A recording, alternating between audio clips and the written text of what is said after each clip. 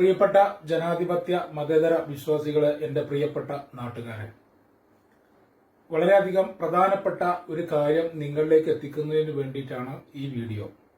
നമ്മുടെ നാട്ടിൽ തെരഞ്ഞെടുപ്പ് അടുത്തു വന്നു. തെരഞ്ഞെടുപ്പ് അടുത്തു വന്ന സമയത്ത് പലതരം കുപ്രചരണങ്ങളും നിങ്ങളുടെ മുമ്പിൽ കേട്ടുകൊണ്ടിരിക്കുകയാണ്, നിങ്ങളുടെ മുമ്പിൽ അവതരിപ്പിച്ചുകൊണ്ടിരിക്കുകയാണ്. പരാജയം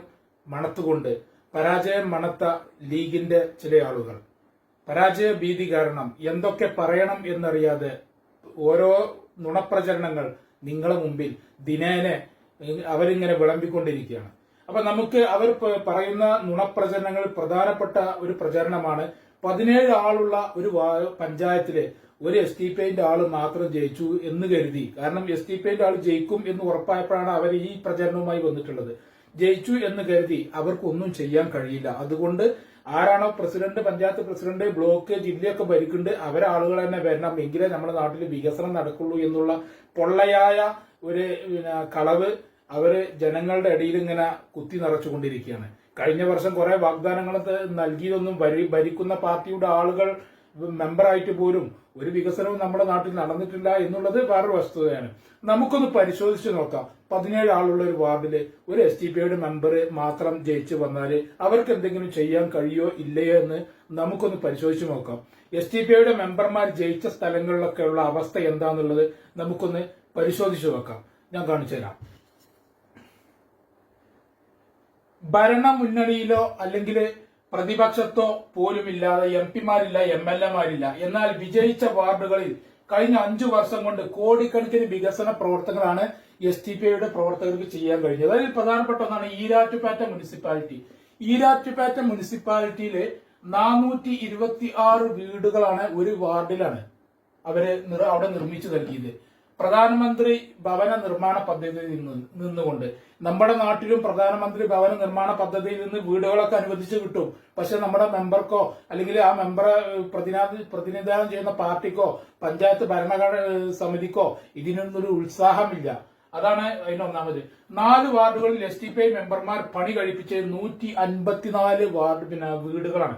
അതായത് ഈരാറ്റുപേറ്റ മുനിസിപ്പാലിറ്റിയിൽ 4 കൌൺസിലർമാരാണ് STPIക്കുള്ളത്. ഭരിക്കുന്നതൊക്കെ വേറെ ടീമാണ്. അവിടെ 4 വാർഡിൽ STPI മെമ്പർമാർ പണി കഴിപ്പിച്ചത് 154 വീടുകളാണ്. ഒരു വാർഡിൽ STPI മെമ്പർമാർ പണി കഴിപ്പിച്ച് ശരാശരി 38.5% വീടുകൾ അവിടെ പണി കഴിപ്പിച്ചു. മറ്റു പാർട്ടി മെമ്പർമാർ ഒരു വാർഡിൽ പണി കഴിപ്പിച്ചത് ശരാശരി 11.3 വീടുകളാണ്. ഈരാറ്റുപേറ്റ മുനിസിപ്പാലിറ്റിയുടെ ഒരു കാര്യം മാത്രമാണ് ഈ പറയുന്നത്. ഇനി 4 ഡിവിഷൻ ഈരാറ്റുപേറ്റ മുനിസിപ്പാലിറ്റിയുടെ 4 ഡിവിഷനിലായി 11,20,00,000 രൂപ അവിടെ വികസനത്തിന് വേണ്ടി വിനിയോഗിച്ചിട്ടുണ്ട്. ഇതൊരു വാർഡ് മെമ്പർ ചെയ്തതാണ്.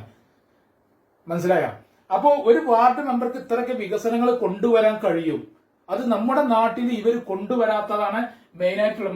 മാലിന്യ സംസ്കരണ പ്ലാന്റ് അവിടെ 80 ലക്ഷം രൂപ ചെലവാക്കിയാണ് മാലിന്യ സംസ്കരണ പ്ലാന്റ് നിർമ്മിച്ചത്.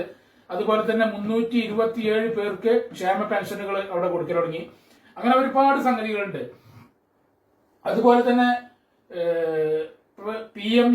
PMAY പദ്ധതി പ്രകാരം 53 വീടുകൾക്ക് അവിടെ പെർമിഷൻ കിട്ടിയിട്ടുണ്ട്. 42 വീടുകൾ പണി പൂർത്തീകരിച്ചു കഴിഞ്ഞു.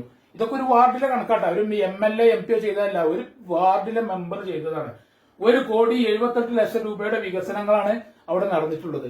അപ്പൊ ഈ 17 ആളുള്ള കൂട്ടത്തിൽ ഒരു STPIന്റെ ആള് വന്നാല് ഒന്നും ചെയ്യാൻ പറ്റൂല എന്ന് പറയുന്ന ആളുകൾ ഇതൊക്കെ ഒന്ന് തുറന്ന് കാണുക. നിങ്ങൾ വിചാരിച്ചത് പോലെയല്ല. നിങ്ങളുടെ രാഷ്ട്രീയം അവനാന്റെ സ്വന്തം പോക്കറ്റ് വീർപ്പിക്കുന്ന രീതിയിലാക്കുമ്പോഴാണ് ഇതൊന്നും സാധിക്കാതിരിക്കുക. രാഷ്ട്രീയം ഒരു ജനസേവനത്തിന് വേണ്ടിയിട്ട് സമർപ്പിച്ച ആളുകളാവുമ്പോൾ ഇതിന്റെ അപ്പുറം സാധിക്കും.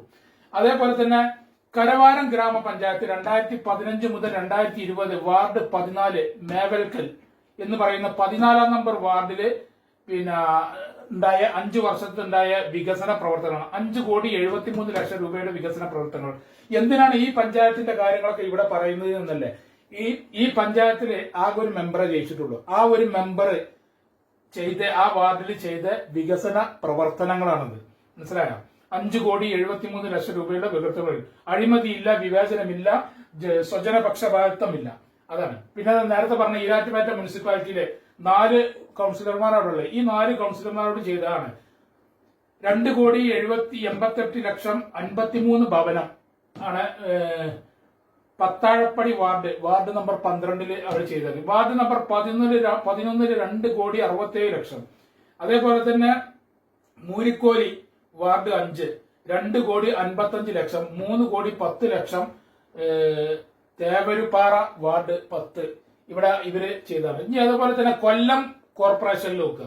കൊല്ലം കോർപ്പറേഷനിൽ ഒരാളെ ജയിച്ചിട്ടുള്ളൂ. ഈ ഒരാൾ ജയിച്ച ആള് 6,34,00,000 രൂപയുടെ പദ്ധതികളാണ് അവിടെ നടപ്പിലാക്കിയിട്ടുള്ളത്.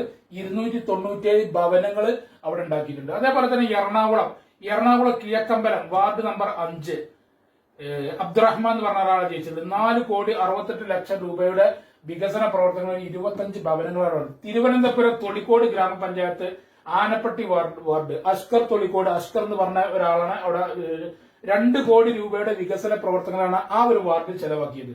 അതുപോലെ തന്നെ തിരുവനന്തപുരം കരവാനം ഗ്രാമപഞ്ചായത്ത് മേവൽക്കൽ വാർഡ് 14 ഒഫൂർ മൗലവി 5,73,00,000 രൂപയുടെ വികസന പ്രവർത്തനങ്ങളാണ് അവിടെ നടപ്പാക്കിയിട്ടുള്ളത്. പ്രിയ വോട്ടർമാരെ, നിങ്ങളുടെ വാർഡിലും കോടിക്കണക്കിന് രൂപയുടെ വികസന പ്രവർത്തനങ്ങൾ കൊണ്ടുവരാൻ നിങ്ങളുടെ മെമ്പർക്ക് സാധ്യമാകുമായിരുന്നു എന്ന് മന്ത്രിമാരോ എംപിമാരോ MLA ഇല്ലാത്ത STPയുടെ ജനപ്രതിനിധികൾ അവരുടെ വാർഡുകൾ നടപ്പിലാക്കിയ വികസന പ്രവർത്തനങ്ങൾ കണ്ടപ്പോൾ താങ്കൾക്ക് മനസ്സിലായി കാണുമല്ലോ. താങ്കളുടെ വിലപ്പെട്ട വോട്ട് നാടിന്റെ നന്മ ആഗ്രഹിക്കുന്ന വികസന കാഴ്ചപ്പാടുള്ള STPയുടെ സാരഥികൾക്ക് നൽകണമെന്ന് അഭ്യർത്ഥിക്കുകയാണ്. ഇപ്പൊ ഇത് എല്ലാതൊന്നും ഇതിൽ ഉൾക്കൊള്ളിച്ചിട്ടില്ല. അതുപോലെ തന്നെ സമയപരിമിതി കാരണം നമ്മുടെ തൊട്ടപ്പുറത്തെ പഞ്ചായത്തായ ഒതുക്കിങ്കൽ ഗ്രാമപഞ്ചായത്ത് 13-ാം വാർഡിലും പൊന്മള പഞ്ചായത്തിലെ 10-ാം വാർഡിലും 2 കോടിയിലേറെ രൂപയുടെ വികസന പ്രവർത്തനങ്ങളാണ് ഈ കഴിഞ്ഞ 5 വർഷത്തിനുള്ളിൽ ചെലവാക്കിയത്. ഇത്തരം വികസന പ്രവർത്തനങ്ങളൊക്കെ നമ്മുടെ വാർഡിലും നമ്മുടെ ആ മെമ്പർക്ക് അല്ലെങ്കിൽ നമ്മുടെ വാർഡിൽ നിന്ന് ജയിച്ചു പോയ ആളുകൾക്ക് ചെയ്യാൻ കഴിയുമായിരുന്നു. പക്ഷേ അവർ നമ്മളെ വഞ്ചിച്ചു. ഈ കഴിഞ്ഞ 5 വർഷവും അതിനു മുമ്പ് ഇങ്ങനെ തുടരെ വഞ്ചിച്ചുകൊണ്ടിരിക്കുകയാണ്. ഇനിയും കുറെ മോഹന വാഗ്ദാനങ്ങൾ നൽകുന്നുണ്ട്. ഈ മോഹന വാഗ്ദാനങ്ങൾ നമ്മുടെ ജനങ്ങൾ പുച്ഛിച്ചു തള്ളിയപ്പോൾ ഇപ്പൊ അവർ അവസാനത്തെ അടവുമായിട്ടാണ് നമ്മൾ ജയിക്കുന്ന പാർട്ടി പ്രസിഡന്റുള്ള പാർട്ടി അല്ലെങ്കിൽ ഒരു 17 ആൾതിയിൽ ഒരാൾ വന്നിട്ട് കാര്യമില്ല എന്നൊക്കെ പറഞ്ഞുകൊണ്ട് ജനങ്ങളെ തെറ്റിദ്ധരിപ്പിക്കുന്നത്. 17 ആൾതിയിലെ ഒരാൾ വേണ്ട, ഒരു ആള് ഉണ്ടായാൽ മതി. STPയുടെ ആള് വികസനം എന്താണെന്നുള്ളത് അവിടെ കാണിച്ചു കൊടുക്കും. അതിന് ഉത്തമ ഉദാഹരണമാണ് കേരളത്തിൽ ഇങ്ങോളം STPI കഴിഞ്ഞ പഞ്ചായത്ത് തെരഞ്ഞെടുപ്പിൽ വിജയിച്ച വാർഡുകളുടെ അവസ്ഥകൾ എടുത്തു നോക്കിയാൽ ഇത് കേവലം ഞാനൊരു 5-6 വാർഡിലെ കണക്കുകളെ ഇവിടെ പ്രസിദ്ധപ്പെടുത്തിയിട്ടുള്ളൂ. ഇതിന്റെ കൂടുതൽ കണക്ക് ഇല്ല എന്ന് ആരെങ്കിലും പറയുകയോ ആർക്കെങ്കിലും ഇതിന്റെ കൂടുതൽ കണക്ക് വേണം എന്ന് പറയുകയോ ചെയ്യുകയാണെങ്കിൽ ഈ STPI കഴിഞ്ഞ വർഷം ജയിച്ച എല്ലാ പഞ്ചായത്തിലെയും കണക്കുകൾ PDF രൂപത്തിൽ എന്റെ കയ്യിലുണ്ട്. ആർക്കെങ്കിലും അതിന്റെ ഡീറ്റെയിൽസ് വേണമെങ്കിൽ അത് ഞാൻ തരുന്നതുമാണ്. ഇത്രയാണ് എനിക്ക് എന്റെ നാട്ടുകാരോട് പറയാനുള്ളത്. അപ്പൊ 17 ആളത്തിൽ ഒരാൾ വരുന്നു എന്ന് കരുതിക്കൊണ്ട് വികസനം മുരടിപ്പുണ്ടാവില്ല. ഇത് നിങ്ങൾ പറഞ്ഞതുപോലെ പഞ്ചായത്തിക്ക് ഒരു 10 റുപ്യ വന്നാല് അത് 17 ആൾക്ക് ഒരു ഓരിക്കേണ്ട ഒരു സംഗതിയല്ല ഈ വികസന പ്രവർത്തനങ്ങൾ എന്ന് പറയുന്നത്. ഒരുപാട് പദ്ധതികൾ നമ്മുടെ ഇന്ത്യ രാജ്യത്തുണ്ട്. പ്രധാനമന്ത്രിയുടെ ഭവന നിർമ്മാണ പദ്ധതിയുണ്ട്. ഈ പദ്ധതി നമ്മുടെ നാട്ടിൽ നമ്മുടെ വാർഡിൽ അതിന് അർഹരായ ആളുകളുണ്ടെങ്കിൽ ആ പദ്ധതി നമ്മുടെ വാർഡിലേക്ക് കൊണ്ടുവന്നിട്ട് അവർക്ക് നിർമ്മിച്ചു കൊടുക്കുക. അതാണ് നമ്മൾ ചെയ്യേണ്ടത്. അല്ലാതെ പ്രധാനമന്ത്രി വന്നുകാണ്ട് ഇവിടെ വീടുണ്ടാക്കി കൊടുക്കൂല, മുഖ്യമന്ത്രി വന്നുകാണ്ട് ഇവിടെ വീടുണ്ടാക്കി കൊടുക്കൂല.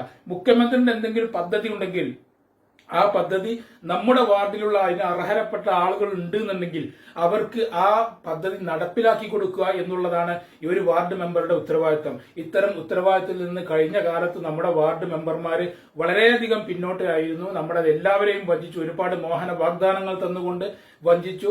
ഇനി വരുന്ന ദിവസങ്ങളിൽ തെരഞ്ഞെടുപ്പിന്റെ മുന്നോടിയായിട്ട് നിങ്ങൾ ഒരുപാട് ഫിത്തനകളും ഒരുപാട് സംസാരങ്ങളും ഒക്കെ നിങ്ങൾക്ക് കേൾക്കാൻ സാധിക്കും.